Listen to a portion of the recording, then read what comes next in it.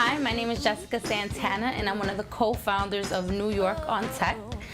New York on Tech is on a mission to prepare the next generation of technology leaders emerging from New York City. I was born in Brooklyn, New York.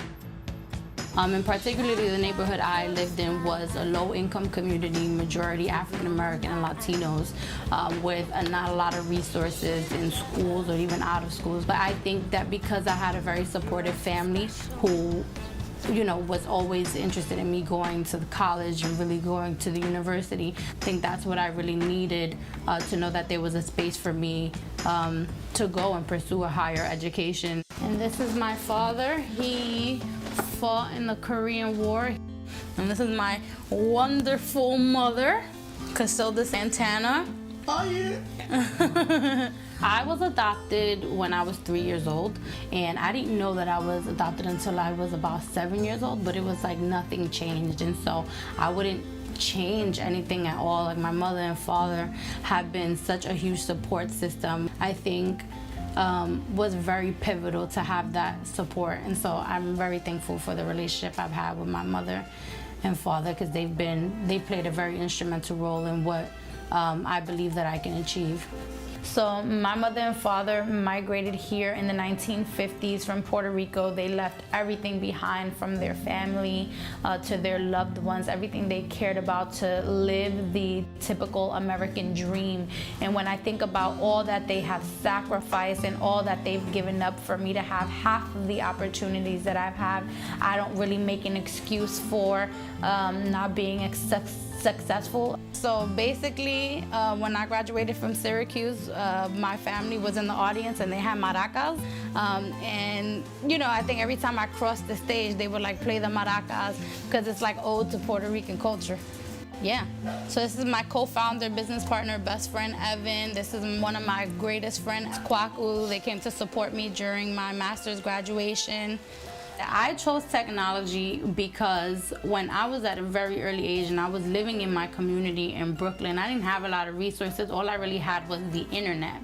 I think education and technology was the start of a trip for me. I studied accounting because it was the only thing I knew outside of being a lawyer and being a doctor.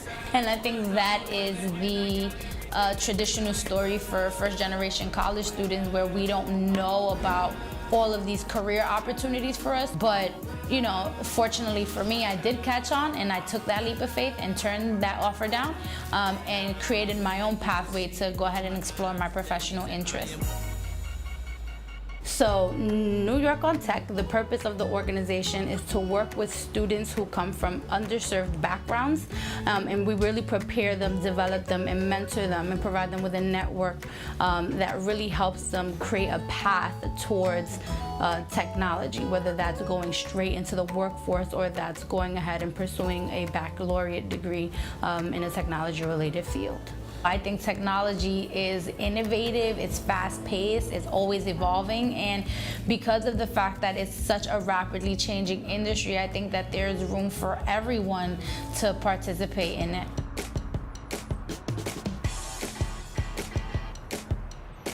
If I could give advice to any people from the communities that I'm from, or from New York City in general, from underserved communities, I would say that hard work and dedication trumps anything.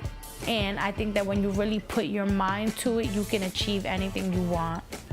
In some years, I want to be the President of the United States of America.